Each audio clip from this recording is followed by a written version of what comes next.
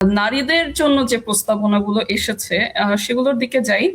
তো আমি প্রথমে যে প্রশ্নটি আপনাকে করব যে এই পলিসি সামিটে নারীদের জন্য নতুন কি কি বিষয় অন্তর্ভুক্ত করা হয়েছে যেগুলো আগের নীতিগুলোতে আসলে আমরা কখনো স্পষ্টভাবে দেখিনি।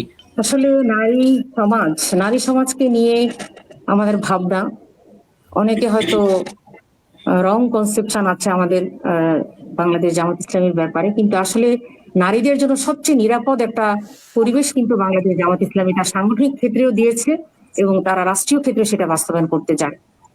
বাংলাদেশ জামাত ইসলামী যখন জনগণ যদি তাকে ইলেক্টেড করে এবং সে যদি গভর্নমেন্ট ফর্ম করতে পারে তাহলে অবশ্যই নারীদের জন্য তারা সর্বোচ্চটা দিয়ে মর্যাদাজনক একটা অবস্থা নিশ্চিত করবে। আমরা জানি যে বাংলাদেশে 51%, আপনার বিডিএস এর রিসার্চ রিপোর্ট অনুযায়ী 51% নারী, অর্থাৎ পুরুষের চেয়ে কিন্তু নারীর সংখ্যাটা বেশি। সুতরাং সেই নারী আজকে এমন একটা অবস্থানে এসেছে, আমরা জানি যে নারীরা কিন্তু কাজের দিক থেকে কর্মক্ষেত্রে সকল রাজনৈতিক অঙ্গন এবং আপনার অর্থনৈতিক সকল ক্ষেত্রে কিন্তু নারীরা শিক্ষা, স্বাস্থ্য, কর্মসংস্থান সব ক্ষেত্রেই তাদের আগের চেয়ে পদচারণ অনেক বেশি বেড়েছে এবং এটা একটা আশার দিক, যেমন তেমনি সংকটটাও কিন্তু ঘনীভূত হয়েছে।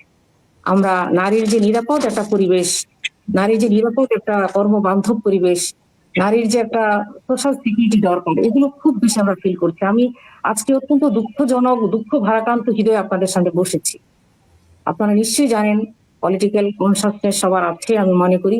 আজকে সারা দেশে নারীদের উপর যা হচ্ছে, আজকে আমরা কিসের সিগন্যাল পাচ্ছি? আমাদের এত পলিসি প্ল্যানিং, এই যে বললেন ইমপ্লিমেন্টেশন কতটা হবে, আসলে আমাদের মন মানসিকতা নারীদের প্রতি কতটা আছে, কতটা শ্রদ্ধা, সম্মান, মর্যাদাবোধ আছে? আমরা জানি, আমরা এজ এ মুসলিম আমাদের এমন গ্লোরিয়াস ইতিহাস আছে, হিস্ট্রি আছে, যে একজন নারীর সতীত্ব রক্ষার জন্য বনু কাইনুকার একটি যুদ্ধ সংঘটিত হয়ে গিয়েছিল, একজন মাত্র নারীর সতীত্ব রক্ষার একটি বিষয় নিয়ে, ঘটনাটা নিয়ে। তাহলে আমরা কিন্তু সেই জাতি। আজকে সারা বাংলাদেশে কি হচ্ছে? বাংলাদেশ জামাত ইসলামী, আপনি জানেন, 11 দফা ভোটের আমাদের নারীরা যে ক্যাম্পেইন করছে, ইলেকশন ক্যাম্পেইন, সেখানে সারা দেশে নারীদের উপরে মানে টুকটাক আমরা সারা দেশ থেকে মূলত খবর পাচ্ছি যে একটি দল আছে, সেই দলটি ক্ষমতা যাওয়ার আগেই তারা মনে হচ্ছিল যে তারা ইলেক্টেড হয়ে গেছে এবং তারা এমন সন্ত্রাসী কায়দায় নারীদের হেনস্থা করছে, আমি খুবই দুঃখজনক ভাবে বলছি। সুতরাং এই নারীদের জন্য একটি নিরাপদ কর্মপরিবেশ বাংলাদেশ জামাত ইসলামী একমাত্র দিতে পারে আমি মনে করি, কারণ তারা আইডিওলজি বেসড একটি সংগঠন, পলিটিক্যাল পার্টি, এবং তারা নারীদেরকে সর্বোচ্চ সম্মান দেওয়ার জন্য তারা বেশ কিছু নতুনত্ব আমাদের এই নীতিমালাগুলোতে এসেছে, আপনি জানেন। এখানে আমি একটু উল্লেখ করতে চাচ্ছি সেগুলো, বিশেষ করে নারীদের স্বাস্থ্য, শিক্ষা, সেবা এবং কর্মক্ষেত্র, এই কয়েকটি ক্ষেত্রে কিন্তু খুবই গুরুত্বপূর্ণ কিছু বিষয় এসেছে। প্রথমত আমি বলবো যে স্বাস্থ্য ক্ষেত্রে যেমন নারীদের জন্য 60 বছরের ঊর্ধ্বে নারী এবং 5 বছরের নিচে শিশুদের জন্য বিনামূল্যে স্বাস্থ্য সেবা নিশ্চিত করার ঘোষণা এসেছে। সেকেন্ডলি যেটা এসেছে সেটা হচ্ছে ফার্স্ট 100 ডেজ যে প্রোগ্রামটা আছে, এটার আওতায় প্রসূতি নারী, আমাদের সমাজে চিকিৎসার ক্ষেত্রে নারীরা অপুষ্টির শিকার, তারা হেনস্থার শিকার, তারা প্রপার ট্রিটমেন্ট পায় না। বিশেষ করে প্রসূতি নারী এবং মায়েদের যে বিনামূল্যে চিকিৎসা সহায়তা, মাতৃত্বকালীন ঝুঁকি কমানো এবং মা এবং শিশুর পুষ্টি ও স্বাস্থ্য রক্ষায় ভূমিকা থাকবে। তৃতীয়ত হচ্ছে আমাদের 64টি জেলায় 64টি বিশেষায়িত হসপিটাল স্থাপন করা হবে নারীদের জন্য, সেখানে সহজলভ্য এবং মানসম্মত চিকিৎসা সেবা নিশ্চিত করা হবে। চতুর্থত হচ্ছে স্বাস্থ্য খাতে জিডিপির 68% বাজেট বরাদ্দ, যেটা নারী বান্ধব স্বাস্থ্য সেবা সম্প্রসারণে সহায়ক হবে। এরপরে শিক্ষার ক্ষেত্রে আমরা দেখেছি যে এখানে যুগান্তকারী কিছু ঘোষণা এসেছে, বিশেষ করে বাংলাদেশের সুপ্রতিষ্ঠিত এবং সুপ্রাচীন একটি ইডেন কলেজ এবং বদরুন্নেসা কলেজ আমরা জানি ঢাকার মধ্যে, সেই ইডেন এবং বদরুন্নেসা কলেজকে একীভূত করে বিশ্বের সর্ববৃহৎ নারী বিশ্ববিদ্যালয় প্রতিষ্ঠার পরিকল্পনা নারী শিক্ষার ইতিহাসে একটি যুগান্তকারী উদ্যোগ হিসেবে আমরা নিয়েছি। এরপরে 6 নম্বর হচ্ছে যে মেধাভিত্তিক শিক্ষার্থীদের সুদমুক্ত ঋণ। আমরা জানি আসলে শিক্ষার ক্ষেত্রে অনেক ড্রপ আউট হয়ে যায়, এই যে সুযোগ সুবিধার অভাবে অনেক মেধা কিন্তু ঝরে যায় ওখানে। তো মেধাভিত্তিক শিক্ষার্থীদের জন্য সুদমুক্ত মাসিক ঋণ, নারীদের উচ্চ শিক্ষা গ্রহণে আমরা মনে করি যে আর্থিক বাধা অনেক কমে আসবে। এরপরে হচ্ছে বিশ্বের সেরা বিশ্ববিদ্যালয়ের শিক্ষার্থীদের সরকারি প্রচেষ্টায় প্রেরণ কর্মসূচি এবং মেধাবী নারীরাও সেখানে সমান সুযোগ পাবে। এটা নিশ্চিত করা হবে। এরপর হচ্ছে নারী, তরুণ এবং অবহেলিত জনগোষ্ঠী, তাদেরকে প্রাধান্য দিয়ে 5 লক্ষ উদ্যোক্তা, আমরা জানি এন্টারপ্রেনার নারীরা ক্ষুদ্র ঋণ প্রকল্প বিভিন্ন এতে তারা কাজ করছে, অর্থনৈতিক সংকটে ভুগছে, সেখানে 5 লক্ষ উদ্যোক্তা তৈরি করার পরিকল্পনা এবং নারীদের উদ্যোক্তা হিসেবে আলাদা ট্রেনিং দেওয়া হবে। এরপরে হচ্ছে 5 বছরে 10 মিলিয়ন তরুণকে স্কিল প্রশিক্ষণ কর্মসূচিতে নারীদের অন্তর্ভুক্তি নারী কর্মসংস্থানের পরিসরকে বাড়াবে আমরা মনে করি। এরপরে হচ্ছে আপনার 1.5 মিলিয়ন ফ্রিল্যান্সার তৈরির লক্ষ্যে ঘরে বসে যেন নারীরা আয় এবং আত্মনির্ভরশীলতা নিশ্চিত করতে সহায়ক হয়। কারণ আমরা দেখেছি যে আপনার প্যান্ডামিকের সময় সাধারণ মানুষ থেকে শুরু করে নারী থেকে শুরু করে সকলে তারা কিন্তু ঘরে বসে ওয়ার্ল্ডকে পরিচালনা করার একটা রাস্তা খুলে গিয়েছিল। এটা যেটা আগে ছিল না, যে নারীরা যারা ঘর হতে বের হতে পারছে না বিভিন্ন বাস্তবতার জন্য, তাদের জন্য একটা বিরাট সুযোগ এনে দিবে ইনশাল্লাহ। এরপরে যেটা আমাদের এসেছে নতুনত্ব, যেটা জেলা জব ইউথ ব্যাংক এবং ইউথ টেক ল্যাব নারীদের প্রযুক্তি ভিত্তিক দক্ষতা এবং চাকরি প্রাপ্তির সুযোগ নিশ্চিত করবে। এক্ষেত্রে আমরা জানি যে নারীদের আরো একটা অপরচুনিটি দেওয়া হয়েছে, ফ্লেক্সিবল যে কর্ম ঘন্টা, আপনারা জানেন। হ্যাঁ, এটা নিয়ে অনেক কথাবার্তা হয়েছে, কিন্তু আমরা বাস্তবতার ভিত্তিতে জানি ম্যাক্সিমাম নারীরাই আমরা যে মতামত গুলো ফিল্ড পর্যায়ে দেখেছি, তারা এটার ব্যাপারে খুবই আগ্রহী হয়েছে যে আসলে একজন নারী মাতৃত্বের দায়িত্ব তাকে পালন করতে হয়।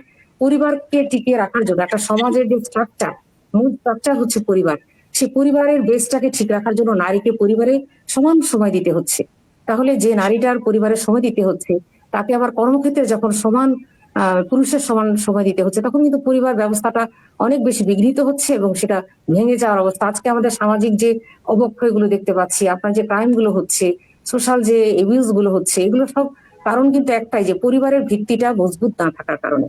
এই জন্য আমাদের এই ফ্লেক্সিবল যে জব অপরচুনিটি, এটা একটা ইম্পর্টেন্ট একটা জিনিস। আমি মনে করি এটা খুবই নতুনত্ব এসেছে আমাদের, এবং আমরা সাধারণত খুবই এটার ব্যাপারে সাড়া পেয়েছি। নারীরা খুবই উৎসুক হয়েছে এবং নতুন নতুন নারীদের কর্মসংস্থান সৃষ্টি করবে। আরেকটা বিষয় হচ্ছে নারীদের যে সিকিউরিটি থাকে না আপনার জব সেক্টরে।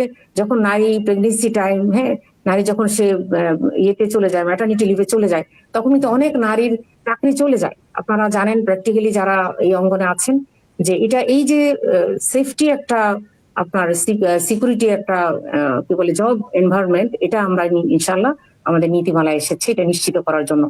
এরপর হচ্ছে আপনার স্মার্ট সোশ্যাল সিকিউরিটি কার্ড, এটা হচ্ছে এনআইডি, স্বাস্থ্য এবং সামাজিক সেবা একই কার্ডের মধ্যে নারীরা সুরক্ষা ভাতা এবং সেবা গ্রহণ করতে পারবে।